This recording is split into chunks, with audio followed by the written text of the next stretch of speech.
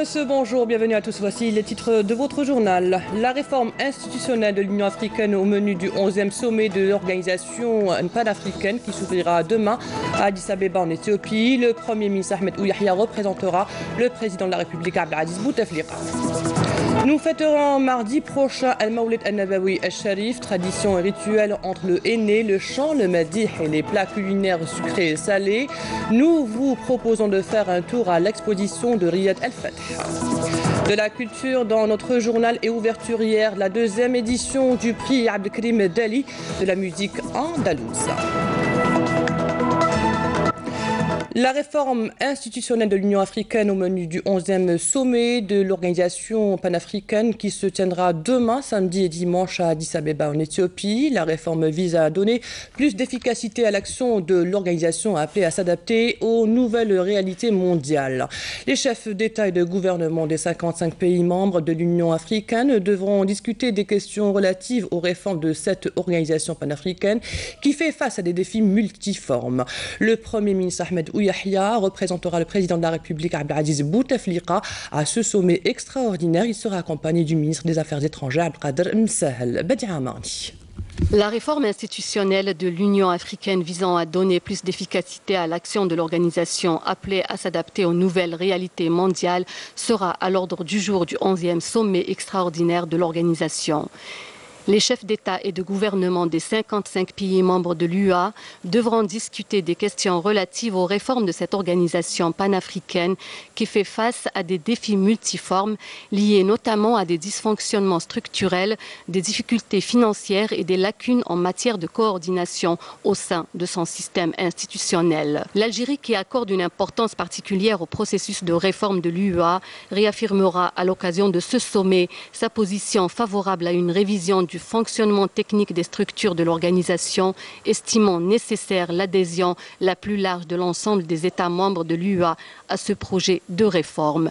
Le contenu de la réforme de l'UA devrait bénéficier de l'adhésion la plus large de l'ensemble des États membres de l'UA, dont la mécanique financière devrait tenir compte des capacités économiques de chaque pays. L'Algérie est favorable pour une gestion consensuelle du processus de réforme à travers notamment une approche basée sur l'appropriation par les États membres et l'examen exhaustif des propositions qui y sont contenues.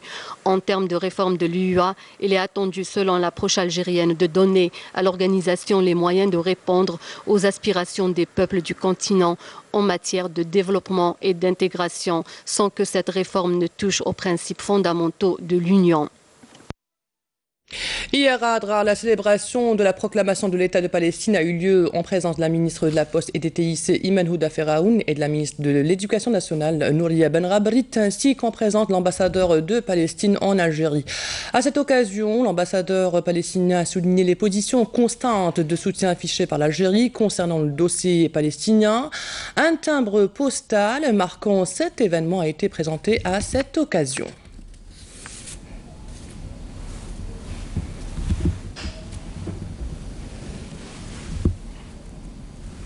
Et toujours à Adrar, la ministre de la Poste, des Télécommunications, des Technologies et du Numérique, Houda Iman Feraoun, a annoncé hier le lancement de nouveaux services éducation et santé via le satellite algérien Alcomsat 1.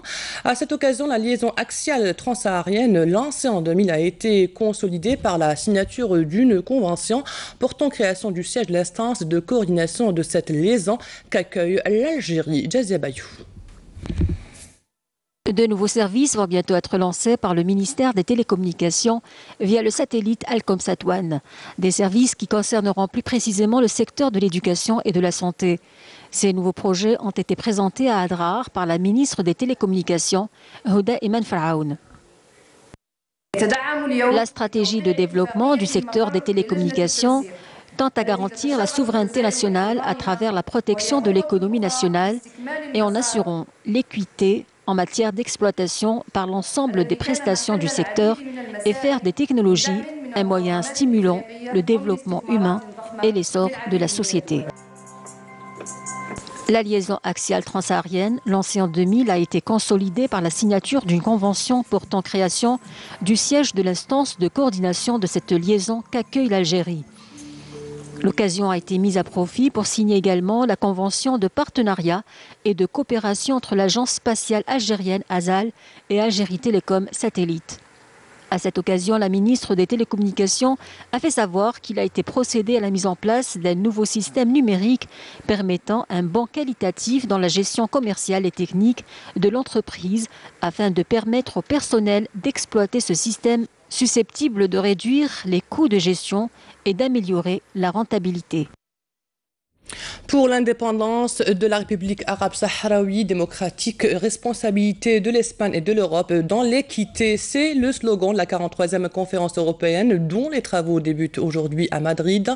Et ce pour consolider l'appui et la solidarité avec le peuple sahraoui qui demande son autodétermination et ses droits légitimes. Cette conférence de 2 jours est le plus important événement international qui vient consolider les efforts du peuple sahraoui où des centaines de militants présentent leur soutien à cette cause, l'autodétermination du peuple sahraoui.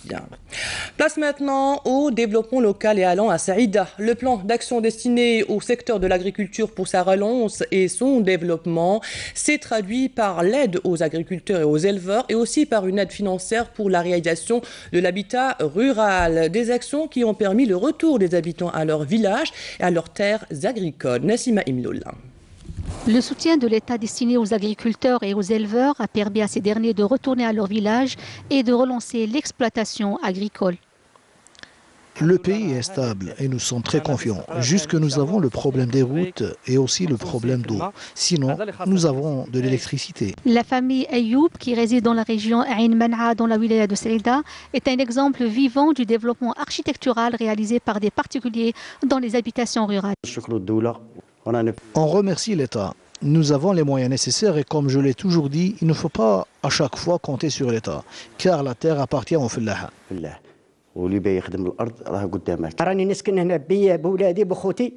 J'habite ici avec toute ma famille et mes enfants. Comme vous pouvez le voir, nous avons des hangars d'élevage avicole. Il nous manque seulement des routes, des écoles et surtout de l'eau. Grâce à la concrétisation du programme du secteur, la région a été dotée d'un nouveau groupement scolaire dont l'assiette est un don d'un habitant de la commune. Nous avons fait don de ces terres que vous voyez pour y construire une école pour nos malheureux enfants qui ont un problème de transport, surtout en hiver. En plus du problème des routes, et ce qu'on a fait là est très minime pour le bien de nos enfants. L'État continue à fournir tous les moyens nécessaires et veille à l'accompagnement de ses citoyens pour retourner dans leurs villages et terres agricoles. Nous avons constaté un retour en force des habitants de la région, car toutes les conditions sont aujourd'hui réunies. Ces derniers temps surtout, la majorité des habitants sont retournés à leurs terres, qu'ils cultivent le plus normalement possible. Et tout le monde a bénéficié du soutien accordé par l'État en réponse au programme du président de la République. Défendre les acquis de la stabilité et continuer la relance de plusieurs programmes de développement agricole permettront un retour éminent des villageois et renforceront le rendement du secteur. En prévision du Mawlid al-Nabawi al-Sharif le 20 novembre prochain, à Riyad al-Fath, un espace a été consacré à la présentation des traditions du Mawlid, notamment l'aspect culinaire. Regardez ce reportage de Samia Bouarour. C'est au cœur de Riyad al-Fath que le marché du Mawlid Nabawi Sharif a été installé, offrant aux visiteurs des décors authentiques et des saveurs bien de chez nous, comme cette rada autour du sni ou encore ces friandises qui orneront certainement bien vos tables pour la veillée du Mouloud. Oui, j'ai fait un packaging spécial Mouloud. On peut offrir dans des sucriers comme ça. Donc ça peut servir, la personne garde l'emballage et mange ce qu'il y a dedans. Le Mawlid Nabawi Sharif, une occasion aussi pour rappeler les valeurs humaines nobles de l'islam et la solidarité avec autrui, le cas de cette association caritative. Nous occupons surtout des enfants handicapés, des familles démunies. Et tout ce que vous avez ici, c'est fait par les artisans de l'association, les adhérents de l'association. Et tout ce que nous vendons, tout ce qu'on vend, c'est pour acheter tout ce dont ont besoin les familles démunies, les enfants handicapés, à savoir fauteuil roulant, couches et tout ce qui s'ensuit. Ce marché fraîchement inauguré commence déjà à susciter l'intérêt des visiteurs, certains même émerveillés par l'originalité des produits exposés. C'est très créatif, c'est très beau. Là, les chocolats, on n'a pas envie de les manger. On a plutôt envie de les décorer avec. C'est très joli. C'est justement ça qui va m'inspirer. J'ai encore rien préparé. Dès que j'y ai pensé, je dis tiens, je vais aller faire le tour. Et certainement que je vais trouver des tas de choses, des bougies, des noëlettes, des chocolats. Le mouloud avant, c'était pas les pétards. Il y avait d'autres moyens pour passer un bon mouloud. Il y avait des chemins, des bougies, Noël, etc. Plusieurs artisans et artisanes venus de plusieurs régions d'Algérie se sont regroupés dans cet espace dédié aussi à la valorisation du patrimoine. Pour le Mawlid, c'était le Maïda. J'ai fait le Maïda avec mon style à moi, avec des couleurs assez vives. Voilà. Et puis, dans l'art musulman, j'ai repris le Lawha al-Qur'aniya, de la Madrasa al-Qur'aniya, avec des couleurs différentes. Voilà. Parce que ça fait partie de notre art musulman et notre art mauresque. Loin des bruits des pétards, place à la convivialité et aux flammes douces des bougies, au tesbih, à la lecture du Coran et la sira nabawiya de notre prophète, que le salut soit sur lui. Place au football et voici les résultats de la rencontre d'hier. L'USM Alger s'est imposé devant le CS Constantine sur le score de 2-1 en match avancé de la 15e journée du championnat de Ligue 1 mobilier de football. Disputé hier jeudi au stade Omar Hamadi de Boulourine. Un but marqué par Belkacemi à la 39e minute de jeu. Les Jusmistes ont réussi à renverser leur adversaire en deuxième mi-temps grâce à Ben Yahya et à Hamia. Et voici maintenant le programme d'aujourd'hui en Ligue 1. Deux matchs de mise à jour sont prévus. Le premier concerne la 10e journée et aura lieu au stade Omar Hamadi à Boulourine à Alger, entre le Paradou AC et le Cab Bourj Bouaririj à 16h. Un match qui sera diffusé sur la chaîne A3 et sur votre chaîne, le canal Algérie. Le second à Sétif entre le SS et le Nahdu Sandé dans le cadre de la 12e journée. Un match qui aura lieu à 18h et que vous pourrez suivre sur la chaîne 4. Culture, la deuxième édition du prix Cheikh Abdelkrim Dali de musique andalouse est ouverte hier soir à Alger au Pays de la Culture Moufdi Zakaria. L'ouverture a été marquée par un concert animé par trois artistes, Manal Gharbi, Toufiq Aoun et Nesrine Ghannim, et ce devant un public de fans très nombreux. Youssef Tafer, Nassima Imnoul.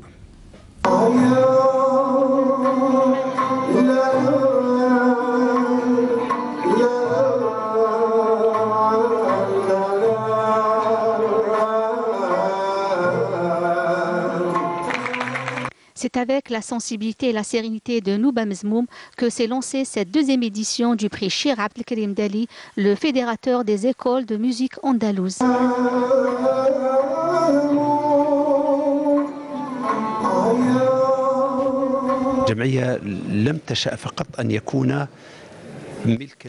La Fondation veut que le Cheikh Abdelkrim Dali n'appartienne pas seulement aux Algériens, car ses limites dépassent les frontières algériennes et que la personnalité du maître ne peut être que maghrébine par excellence.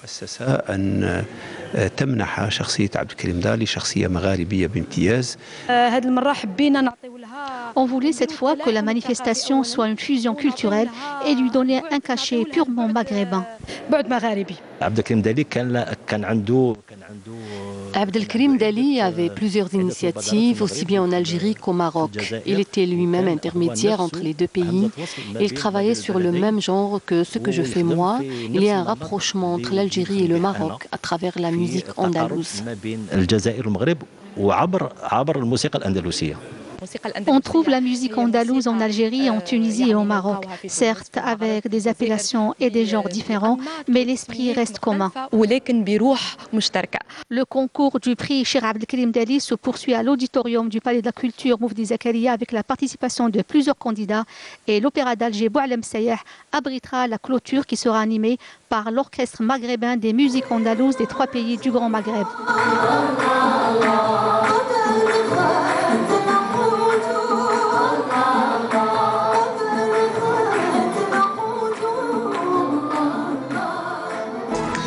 Et c'est la fin de cette édition préparée par la rédaction de Canal Algérie. Merci à vous de l'avoir suivi. Dans quelques instants, les prévisions météo de Fariel Chir. L'information continue sur notre site untv.dz, sur YouTube ou sur notre page Facebook. À demain à midi. Au revoir.